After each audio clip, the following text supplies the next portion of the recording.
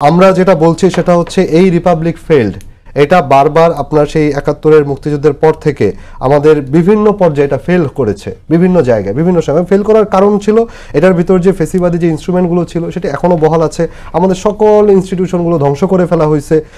এর কারণে আমরা বলছি যে এইটা স্টেট হিসেবে রিপাবলিক হিসেবে ফেল করছে, সো আমাদের একটা নতুন রিপাবলিক দরকার, আমরা একটা নতুন, এই জন্য আমরা বলছি এটা সেকেন্ড রিপাবলিক।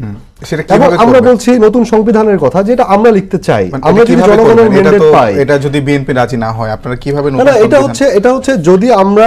ম্যান্ডেট পাই জনগণকে সাথে নিয়ে, যদি জনগণ আমাদেরকে ম্যান্ডেট দেয়, যদি জনগণ আমাদেরকে রাষ্ট্র ক্ষমতায় নিয়ে যায়, তখন আমরা জনগণকে সাথে নিয়ে লিখবো সেটা। কিন্তু এখন যেহেতু সবগুলো রাজনৈতিক দলের সাথে একত্রে বসতে হচ্ছে, সেই ক্ষেত্রে আমরা আমাদের ওই দাবিটাকে পাশ কাটিয়ে আমরা বসছি, আচ্ছা ঠিক আছে, ঐক্যমত্যের স্বার্থে আমরা সকল দলগুলোকে নিয়ে বর্তমান সংবিধানকেই কিভাবে সংস্কার করা যায়, কিভাবে এটার ভিতর যে ফেসিবাদী ইনস্ট্রুমেন্টগুলো আছে সেগুলো বাদ দেওয়া যায়, সরানো যায়, এটার জন্য আমরা আলোচনায় বসেছি।